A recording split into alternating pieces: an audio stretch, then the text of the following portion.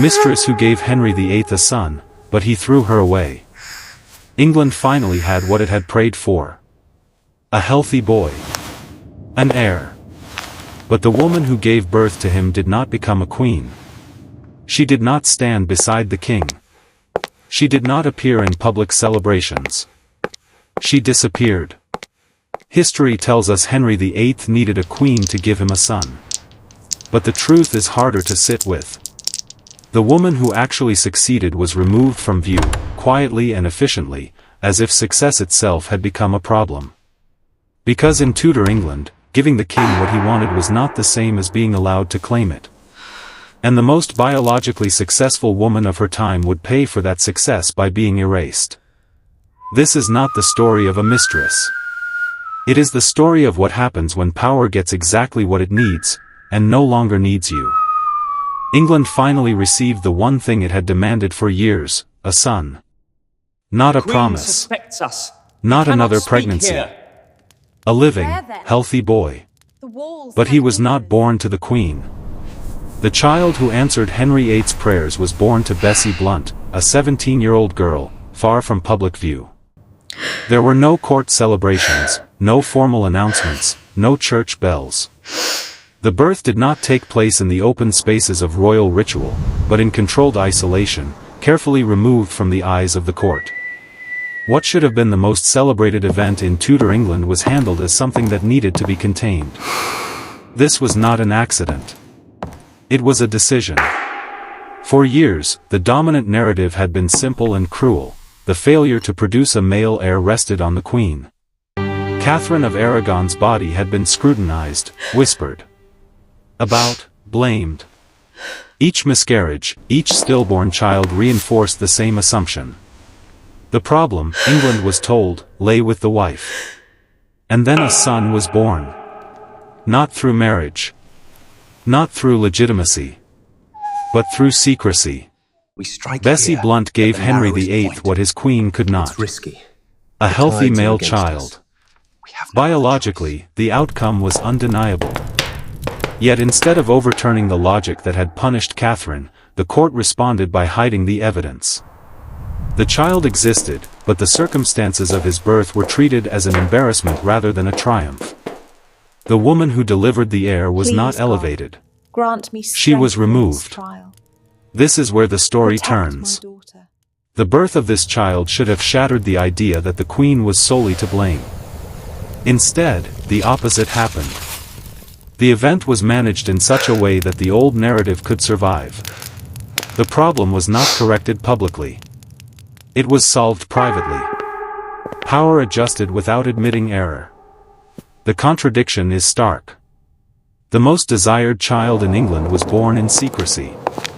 The proof that the king could father sons was hidden behind walls. Nothing about this moment was accidental. It reveals a system that cared less about truth than about control. A system that could accept the result, but not the disruption it caused. The child would be acknowledged later. The consequence would not. And from this point forward, the story was no longer about a birth. It was about who was allowed to exist in history, and who was quietly erased the moment they fulfilled their purpose.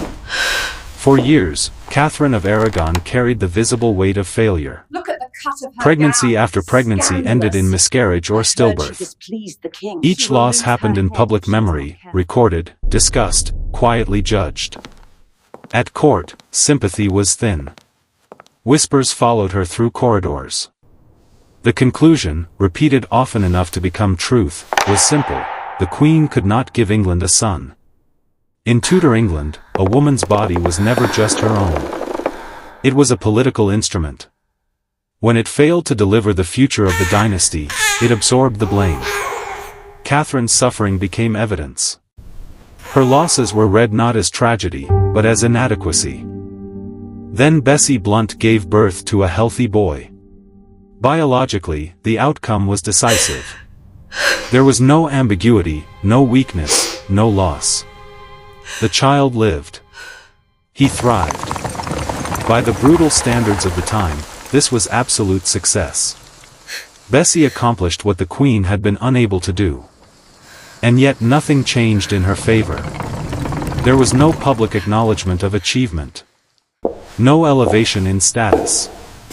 No honor. Instead, the response was containment. Isolation. Removal from sight. Bessie did not become a symbol of triumph.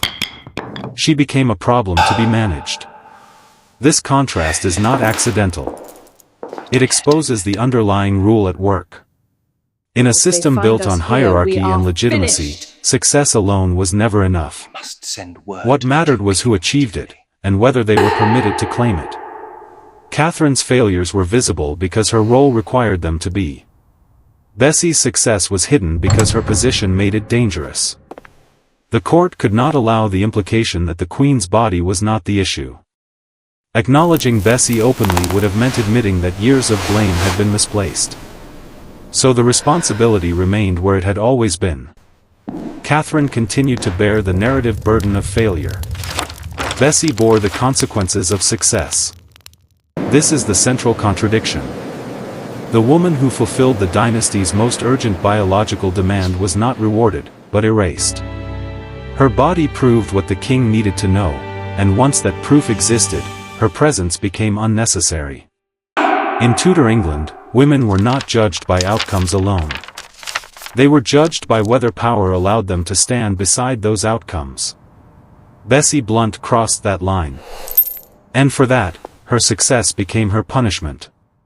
The boy was given a name that explained everything. Henry FitzRoy. In Norman French, Fitz meant son of. Roy meant king. This was not a private name. It was a public statement. A declaration wrapped in language. By choosing that name, Henry VIII did something deliberate. He publicly acknowledged the child as his own. Not as an accident. Not as a rumor. But as proof. The message was unmistakable: the king could father sons. This acknowledgement did not elevate the child into ordinary family life. It placed him into a political role before he could speak. Henry FitzRoy was not introduced to the world as a boy to be loved, but as evidence to be displayed. His existence answered a question that had haunted the Tudor court for years. The problem was not the king. And once that answer existed, responsibility shifted. The long sequence of miscarriages and stillbirths suffered by Catherine of Aragon could now be reinterpreted. The fault no longer hovered uncertainly between husband and wife. It settled decisively on the Queen. FitzRoy's birth allowed Henry to absolve himself without saying a word. Biology had delivered the verdict. The child's body became the argument. Nothing about this was accidental. Naming, acknowledgement, visibility, each choice served a function. FitzRoy was presented as living confirmation that Henry's bloodline was intact. His health mattered. His survival mattered. But his individuality did not. He was not positioned as an heir in the conventional sense. He could not inherit the throne. Legitimacy still drew a hard boundary. But within that boundary, FitzRoy's role was clear. He existed to prove something, not to become something. This is the quiet violence of the moment. A child reduced to utility. His name, his status, even his recognition were shaped by what they accomplished for someone else. He did not belong fully to his mother. He could never replace the Queen's children. He occupied a narrow space designed by power. From this point on, the narrative hardened. Catherine of Aragon carried the burden of failure alone. The king stood vindicated. And the child who made that possible was frozen in history not as a person, but as a symbol. Henry FitzRoy did not choose this role. But once named, he could never escape it. The break came quickly. Once the child was born, the relationship ended. There was no formal announcement, no public explanation, no clear record of a decision. What had existed before the birth simply stopped afterward. The shift was abrupt enough to be noticed, but quiet enough to avoid comment. In a court trained to read signals, the meaning was unmistakable. Why it happened is not recorded with certainty. Several possibilities remain, none of them confirmed, all of them revealing. It may be that Bessie Blount was no longer needed. The proof had been delivered. The king now knew what he required to know about his own body. Once that knowledge existed, the woman who had provided it lost her function. It may also be that childbirth itself shattered an illusion. Royal mistresses were meant to exist in a controlled fantasy, beautiful, untouched by consequence, distant from the realities of blood and pain. Pregnancy and birth disrupted that image. They transformed desire into biology. What had once been idealized became real, and reality was not what the system valued. Or it may be that another woman had already taken her place. At court, attention shifted easily. Favor was not fixed. Desire moved on without explanation, and those left behind were expected to adjust without protest. The truth may lie in all three possibilities at once. What matters is the pattern. Bessie's value ended at the precise moment her body completed its task. There was no transition period, no lingering attachment, no recognition of what had been given. The relationship did not fade. It was concluded.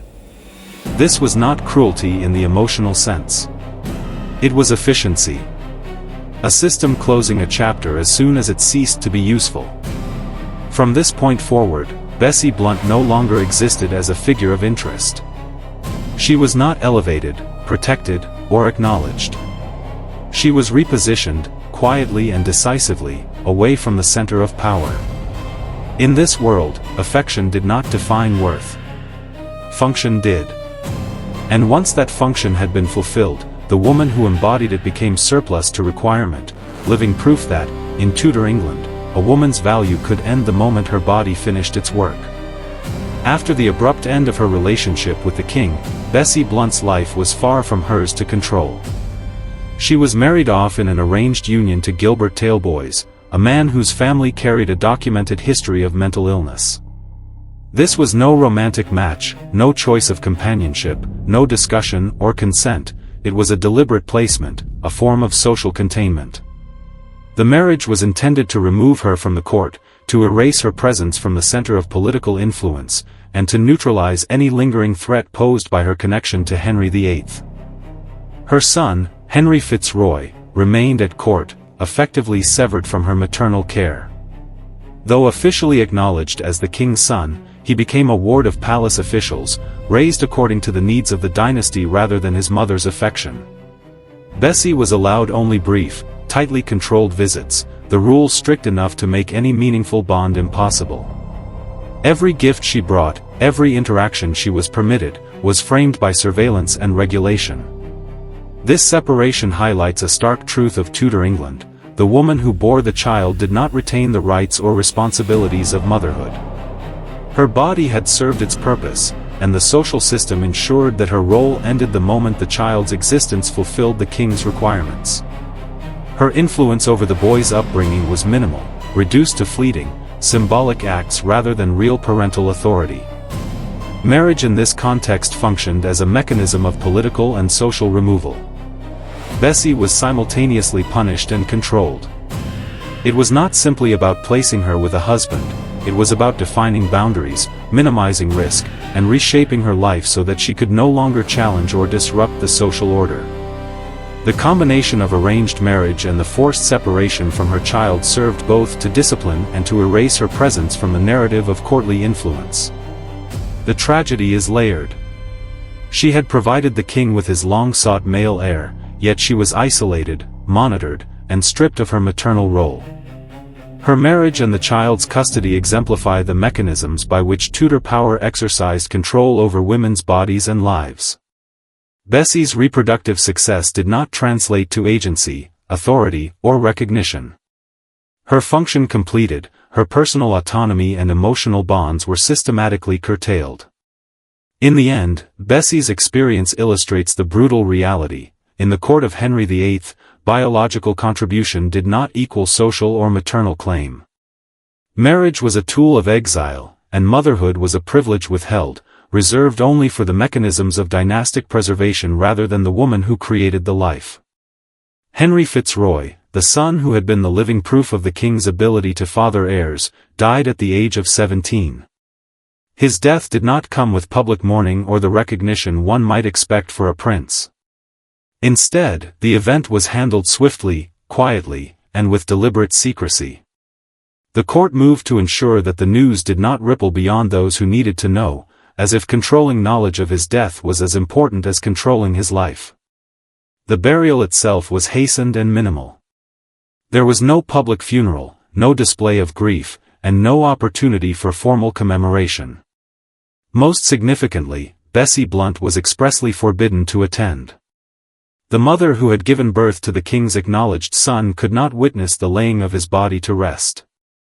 Her exclusion was not an oversight, it was an exercise of power, a method of keeping control over who could perform or claim acts of mourning. Some historians speculate that the circumstances of FitzRoy's death may have involved pneumonic plague, a highly contagious disease that could have spread rapidly through the court. If this was the case, secrecy also served a practical purpose, containing potential contagion. Yet, whether due to politics, health, or both, the outcome was the same. His death was managed, filtered, and framed as a matter of state rather than a personal tragedy. The handling of FitzRoy's passing reveals a chilling pattern. In Tudor England, even death was a political asset, something to be managed with the same precision as property or titles. Bodies were never neutral. They carried influence, symbolism, and the potential to disrupt the careful narrative of power. The king's desire for control extended beyond life itself. It shaped even how a son could be allowed to die, who could observe it, and how the event would be recorded, or deliberately left unrecorded. For Bessie, this meant that her final role as a mother to her only male child was denied and monitored. The system that had overseen the child's existence now regulated his death. Her grief was contained, private, and constrained. She could witness neither closure nor the rites of farewell. In a society that treated lives and deaths as instruments of authority, the king ensured that even in death, his son remained part of the mechanism of power, not the affection of his mother. Bessie Blount, once the focus of the king's desire and the mother of his acknowledged son, died around the age of 40 or 41.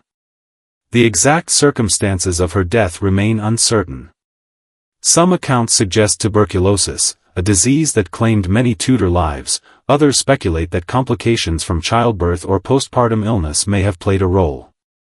No records confirm the precise cause, leaving her passing cloaked in ambiguity, much like much of her life at court. Her final resting place, if it ever existed in a formal sense, was lost to history. There is no marked grave, no memorial, no public acknowledgement of the woman who had altered the course of dynastic succession simply by giving birth. The location of her burial is unknown, leaving her memory vulnerable to the slow erasure of time. Historians, working centuries later, can piece together fragments of her life, yet the physical traces of her existence, the body, the tomb, the inscriptions that might have validated her presence, have vanished. This absence is not accidental. In Tudor society, the control over bodies extended beyond life into death. Bessie's life had been dictated by the king's desires, her reproductive success measured against political needs. Once that purpose had been fulfilled, her continued visibility became a liability to the court's narrative. Removing her from view, both in life and in death, was a method of erasing her influence and controlling memory. In effect, the loss of her grave parallels the erasure of her story. The woman who had demonstrated Henry VIII's ability to father a son was systematically removed from the historical record. Her disappearance underscores the precariousness of women's agency in the Tudor era. Despite her undeniable contribution to the monarchy, Bessie's recognition was limited, her autonomy curtailed, and ultimately, her very existence was written out of public memory. To erase her body was to erase her legacy, a stark testament to the ways power could manage, contain, and obliterate women who served their purpose. Bessie Blount's story survives only in scattered accounts, portraits, and letters. Yet the silence surrounding her grave and the ambiguity of her final years emphasize the cruel reality of her life. The woman who proved the king could have sons was quietly removed, her presence and memory dissolved, leaving history to forget her as effectively as the court had once hidden her from sight. Throughout Bessie Blount's story, the body itself became the stage of power and consequence. While Queen Catherine of Aragon endured a series of miscarriages and stillborn children, Bessie's womb produced the healthy, thriving male heir Henry VIII had long demanded. This stark contrast was no mere coincidence. It transformed the female body into a measure of political utility, a living proof of the king's potency, and an instrument of judgment over others. The Queen's repeated losses were whispered about as failure, while Bessie's success, though undeniable, was managed in secrecy, hidden from public view, and stripped of any honor. The name given to Bessie's son, Henry FitzRoy, was itself a statement of authority. Fitz meant son of, Roy meant king. Every syllable of that name was a declaration. The king could father sons, and the blame for dynastic uncertainty could be shifted entirely onto Catherine. The child was not merely a person, he was a living testament, a political object whose very existence served the king's narrative. His identity, carefully codified in name, became inseparable from the assertion of royal power. Bessie's introduction to court life had begun long before any of this. She was sent to the Tudor court at 12 years old, a girl by modern standards, barely a teenager when Henry noticed her. By 13 or 14, she was the target of attention from the king, a participant in a system that valued beauty, youth, and availability above autonomy. The unequal power dynamics were evident from the start. She had no choice, yet her body, her presence, and later her child would be leveraged to settle dynastic anxieties. Her youth amplified the vulnerability inherent in her role, emphasizing how early control over a woman's body could shape history. Later, the mechanisms of control became more formalized. After Henry FitzRoy was born, Bessie was married off to a man whose family had a documented history of mental illness. The marriage was structured to remove her from courtly influence while still confining her within a social framework that limited danger to the monarchy. Her son was taken from her custody, she could visit only briefly and under supervision. The act of marriage, framed as a solution to her social problem, became a punishment disguised as social order, reinforcing the court's authority over both woman and child.